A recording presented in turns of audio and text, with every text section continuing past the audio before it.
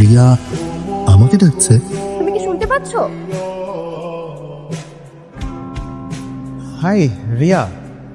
আসলে আমার একটা হেল্প লাগতো। হ্যাঁ বলো না, কি হেল্প লাগবে? তুমি না একটা রিক্সা করে তুই বাসায় চলে যা, আমি একটু পরে আসবো, যা। আসলে ও মনে হয় তোমাকে রেখে যেতে চাচ্ছে না। আচ্ছা আমি বলছি, শুনেছি তুমি খুব ভালো কবিতা আবৃত্তি করো, রাইট? আমার না সামনে একটা প্রোগ্রাম আছে, আমাকে একটু আবৃত্তি শেখানো যাবে?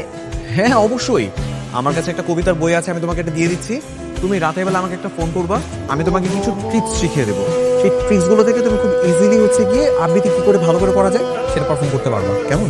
তাহলে তো আরো অনেক বেশি ভালো হবে। আচ্ছা তোমার কন্ট্যাক্ট নাম্বারটা?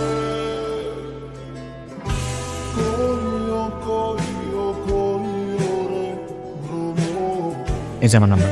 ঠিক আছে, আমি তাহলে রাতে কল দিব। কবিতার বইটা